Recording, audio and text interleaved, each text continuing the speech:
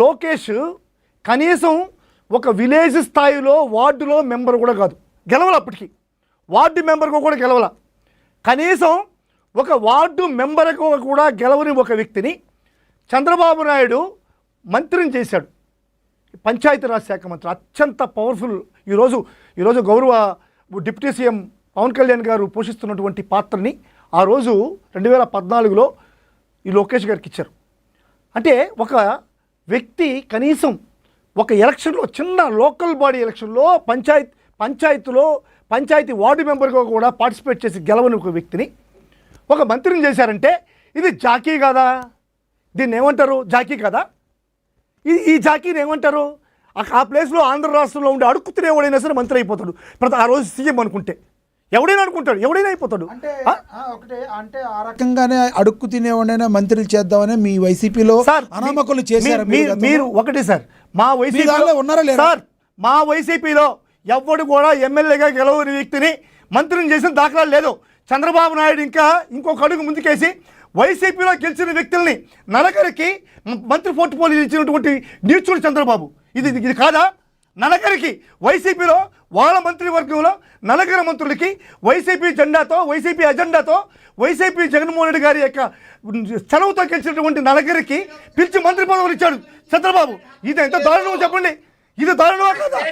మేమిప్పుడు Jaganmohan sir మీరు మాట్లాడినప్పుడు నేను మాట్లాడాల సార్, ఆయనకు అవకాశం ఏంటి సార్? మీరు నీచుడు అన్నారని చెప్పి చెప్తారు. అవును సార్, రాజ్యాంగాన్ని దాన్ని ఏమంటారు చెప్పండి. అవును, ఇవ్వకూడదు. యాక్చువల్గా ఒక పార్టీ మారి ఇంకో పార్టీలో కూర్చుంటే వ్యక్తి as per constitution it's not eligible for in MLA. ఒక పార్టీ నుంచి ఇంకొక పార్టీకి వెళ్తున్నాడంటే as per constitution he was not an MLA.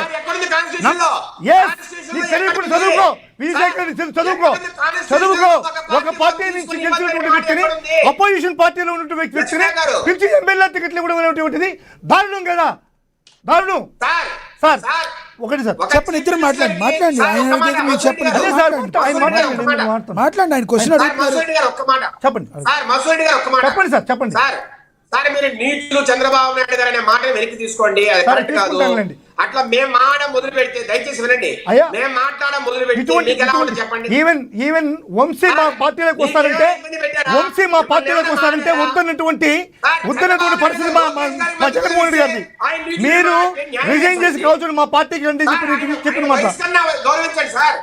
Sir వంశీని కాదు ఒక్క నిమిషం గురుగారు ఒక్క నిమిషం వంశీని తీసుకున్నారు. గెలవక జనసేన పార్టీ ఒకరికి వెళ్ళి తాళ్ళని ఎందుకు లాగేసుకున్నారు సార్? మీరు తీసుకున్నారు, తిరిగారు మొత్తం సార్. తిరిగేది వేరు సార్. ఇప్పుడు వైసీపీ వాళ్ళు టీడీపీలో తిరగచ్చు, టీడీపీలో వైటీపీలో తిరగచ్చు. ఎప్పుడు కానీ ఈ రాపాక వరప్రసాదరావు అనేటువంటి వ్యక్తిని మేము ఎప్పుడు మా పార్టీలోకి ఆహ్వానించలేదు, మా పార్టీలో తీసుకోలేదు. మా పార్టీలో ఉన్నటువంటి ఏరియాలో కూర్చోబెట్టా, అతను సపరేట్ గా అసెంబ్లీలో కూర్చోబెట్టాం. చెప్పండి విజయశేఖర్ రెడ్డి, ఎవరిని చెప్పండి ఎవరిని చెప్పండి సార్? ఎవరికి కండువా కప్పాం, ఎవరికి మంత్రి పదవి ఇచ్చాం? ఎవరికి కండువా కప్పాం, ఎవరికి మంత్రి పదవి ఇచ్చాం చెప్పండి? ఎవరికి పదవి ఇచ్చాం చెప్పండి సార్. జగన్మోహన్ గారు ఏమన్నారు సార్? అసెంబ్లీలో మాట్లాడారు. నేను కళ్ళు తెరిస్తే విజయశేఖర్ రెడ్డి గారు విమర్శ చేయండి, సద్విమర్శగా ఉంచండి. వైఎస్ఆర్ కాంగ్రెస్ పార్టీ జగన్మోహన్ రెడ్డి గారు ప్రత్యేకించి ఎప్పుడు చెప్పేవాడు, మీరు ఎవరైనా సరే పార్టీ మారదలుచుకుంటే, మా పార్టీలోకి రాదలుచుకుంటే ఆ పార్టీ సభ్యత్వానికి, ఆ పార్టీలో గెలిచినటువంటి పదవికి రాజీనామా చేసి మా పార్టీలోకి రండి అన్నటువంటి నినాదంతోనే జగన్మోహన్ రెడ్డి గారు ముందుకు పోయినటువంటి పరిస్థితి. చంద్రబాబు మాదిరిగా మేము పిలిచి మంత్రి పదవులు ఇవ్వరా? మేము మంత్రి పదవులు ఇవ్వలేదు. ఇంకోటి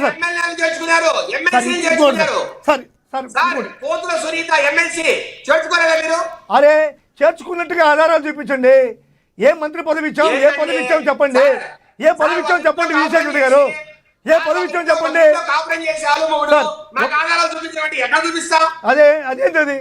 అది ఏం మాట మాట్లాడుతున్నారు సార్? ఇంకోటి సార్, విద్యా విధానం విజయశేఖర్ రెడ్డి గారు ఇంకోటి సార్, శేఖర్ రెడ్డి గారు ఇస్తాను, మీకు ఇస్తాను, ఆగండి సార్. ఆ తర్వాత విజయశేఖర్ రెడ్డి గారు రాసుకోండి, పెన్ ఉంది కదా మీ ఇంట్లో, పెన్ రాసుకోండి విజయశేఖర్ రెడ్డి. మీరు ఎంతసేపు మాట్లాడినా, మీరు నన్ను ఎంతసేపు నన్ను తిట్టినా నేను సహిస్తాను. మీరు రాసుకొని నన్ను తిట్టండి, నా పైన సార్. ఆయన గారు మీరు నీచులని మాట్లాడడం కరెక్ట్ కాదు. చంద్రబాబు నాయుడు తీసుకున్నారు, ఆయన నలుగురికి మంత్రి పదవులు ఇచ్చింది చాలా మంచిది. రాజ్యాంగాన్ని, రాజ్యాంగ విలువల్ని, భారత అంబేద్కర్ రచించినటువంటి రాజ్యాంగాన్ని నిట్ట నిలువున కాపాడినటువంటి వ్యక్తి, నలుగురు ఎమ్మెల్యేలని వైఎస్ఆర్సీపీ నుంచి తీసుకొని టీడీపీలో మంత్రి పదవులు ఇచ్చినటువంటి మహానుభావుడు చంద్రబాబు నాయుడు గారు. ఆయనకు దండం పెడుతున్నాను. ఆ పదాన్ని నేను వెనక్కి తీసుకుంటున్నాను. Thank you. ఇప్పుడు లోకేష్ గారు, సార్, లోకేష్ గారి యొక్క పనితీరుని వీళ్ళు కనీసం కించెత్తు కూడా చెప్పనటువంటి పరిస్థితి. ఇదే యువగళం పాదయాత్రలో లోకేష్ ఇచ్చినటువంటి పెద్ద హామీ ఏంటంటే, నేను వచ్చిన 100 రోజుల లోపలనే నేను నిరుద్యోగ భృతి, ప్రతి నిరుద్యోగికి కూడా నెలకి 3,000 రూపాయలు ఇస్తానన్నటువంటి నిరుద్యోగ భృతి ఆయన ఇచ్చినటువంటి మాట ఏమైంది? ఈ రోజు వరకు 3 సంవత్సరాలు అయిపోయినాయి. ఫస్ట్ బడ్జెట్ అయిపోయింది, సెకండ్ బడ్జెట్ అయిపోయింది, థర్డ్ బడ్జెట్ అయిపోయింది. నేను చంద్రబాబు నాయుడు గారు ఇచ్చిన హామీలు నేను మాట్లాడదలుచుకోలేదు. మన లోకేష్ గారు ఇచ్చినటువంటి హామీలను మాత్రమే నేను ఇక్కడ విమర్శిస్తున్నాను. ఇప్పుడు ఆ లోకేష్ గారు ఇచ్చినటువంటి హామీ 20 లక్షల ఉద్యోగాల నుంచి ఈ యొక్క నిరుద్యోగ భృతి ఏమైంది? నిరుద్యోగ భృతి ₹1 అయినా, ఒక్క వ్యక్తి కన్నా, ఒక్క నిరుద్యోగి కన్నా నిరుద్యోగ భృతి ఇచ్చారా? ఇది ఆయన ఇచ్చినటువంటి మాట తప్పడం కాదా? ఎప్పుడు ఇస్తాడు? 3 బడ్జెట్లు అంటే సార్ అలా కాదు, నేను 3వ బడ్జెట్ అయిపోయేలో పిచ్చేస్తానని చెప్పి 3వ బడ్జెట్ అలా చెప్పారు ఆయన. లేదు, వాళ్ళ 100 రోజుల్లో నేను అధికారానికి వచ్చినటువంటి 100 రోజుల్లో ప్రతి నిరుద్యోగికి నెలకి 3,000 రూపాయల లెక్కన ప్రతి నిరుద్యోగికి ఇస్తాను. 20 లక్షల మంది నిరుద్యోగులు ఈ రాష్ట్రంలో ఉన్నారు అన్నమాట మాట సత్యమా కాదా? 100 రోజులు అయ్యిందా లేదా? 2 సంవత్సరాలు గడిచిపోయి కూడా 100 రోజులు అయిపోయింది. అయినా కానీ ఇప్పటికి కూడా మెలుకులాలా? సరే, రీసెంట్గా ఒక హామీ ఇచ్చాడు మహిళలకి. యాక్చువల్గా సార్, మహిళా బిల్లు అనేటువంటిది ఆల్రెడీ పాస్ అయిపోయింది సార్, మహిళా బిల్లు. ఎందుకంటే 2034 నుంచి మహిళా బిల్లు చట్టసభల్లో కానీ, అన్నింటిలో కానీ, ఈ అసెంబ్లీలో కానీ, ఈ యొక్క ఎంపీల్లో కానీ 33% మహిళలకు ఇవ్వాల్సినటువంటి మహిళా బిల్లు పాస్ అయిపోయింది 34కి. కానీ మోడీ గారు ఇంకా ముందుకు పోయి మంచి దృక్పథంతో 29కే ఈ మహిళా బిల్లు తేవాలన్నటువంటి సద్భావంతో మోడీ గారు ముందుకెళ్ళాడు. మేము కూడా, మా పార్టీ కూడా దాన్ని స్వాగతించింది. మా పార్టీ కూడా ఆ బిల్లుని అంగీకరించింది. మా పార్టీ మోడీ ప్రభుత్వానికి పార్టీలు వ్యతిరేకమైనా సరే ఆ ఆశయానికి మాత్రం మేము కూడా జగన్మోహన్ రెడ్డి గారు ముందుకు పోతూ మోడీకి సపోర్ట్ చేసాం. మేము కూడా సపోర్ట్ చేసాం మహిళా బిల్లు కోసం. ఇటువంటి పరిస్థితుల్లో ఇంకొకటి ముందుకేసాడు మన లోకేష్ గారు. ముందుకేసి వాళ్ళ తాతగారి జన్మదిన సందర్భంగా మహానాడులో ఇచ్చిన హామీ ఏంది? మాకు పార్టీలకు సంబంధం లేకుండా, శాసనాలకు సంబంధం లేకుండా మేము రాబోయే ఎలక్షన్ల నుంచి ఈ రోజు నుంచి ఏదొచ్చినా సరే మహిళలకి 33% ఇస్తారన్నటువంటి వాగ్దానం చేశాడు. మీరు ఒప్పుకున్నా ఒప్పుకోకపోయినా, ఏ పార్టీ కలిసి వచ్చినా కలిసి రాకపోయినా, నేను ఈ రోజు నుంచి ఆ చట్టానికి నేను లోబడుతున్నాను, ఈ రోజు నుంచి మహిళలకి నేను 33% అమలు చేస్తాను అన్నటువంటి లోకేష్ ఇప్పుడు వచ్చినటువంటి రాజ్యసభలో వాళ్ళ పార్టీకి 3, జనసేనకి 4, మొత్తం 4 వస్తే ఈ 4టి ఎవరికి ఇచ్చాడు?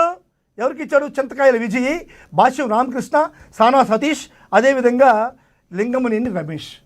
వీళ్ళల్లో లోకేష్ గారికి ఎవరు మహిళగా కనబడుతున్నారో నాకు అర్థం కావట్లేదు. మరి లోకేష్ గారు ఇచ్చినటువంటి హామీ, ఇంత చిన్న వయసులో చెప్పిన హామీలను కూడా నెరవేర్చలేకపోతే ఈయనకి భవిష్యత్తు ఏముంది? ఈ విధంగా చేసేటువంటి ఇతనికి ప్రజలు ఎవరు నమ్ముతారు అనేటువంటిది ఇప్పుడు మనం అందరం కూడా ఆలోచించాల్సిన విషయం. సార్, ఇప్పుడు విద్యా వ్యవస్థలోకి వస్తే, విద్యా వ్యవస్థలో జగన్మోహన్ రెడ్డి గారు చేసినటువంటి సమూలమైనటువంటి మార్పులు ఎవరు కాదన్నా, ఎవరు వద్దన్నా, ఈ ప్రపంచంలో ఈ తెలుగుదేశం పార్టీ వాళ్ళు ఎవరు కూడా విమర్శించినా సరే మన చెయ్యిని హృదయం మీద పెట్టుకోవాలి అని మనం యాక్సెప్ట్ చేయాల్సినటువంటి విషయం. విద్యా వ్యవస్థలో జగన్మోహన్ రెడ్డి గారు చేసినటువంటి సమూలమైనటువంటి మార్పులు. నాడు నేడు ద్వారా 15,715 స్కూళ్ళు, ఫస్ట్ ఫేజ్లో 3,669 కోట్ల రూపాయలతో నాడు నేడు కార్యక్రమం ద్వారా రూపురేఖలే మార్చేసినటువంటి పరిస్థితి. అదేవిధంగా సెకండ్ ఫేజ్లో 16,368 స్కూళ్ళతో 4,538 కోట్ల రూపాయలతో సెకండ్ ఫేజ్లో ఈ స్కూళ్ళని బాగుపరిచినటువంటి పరిస్థితి.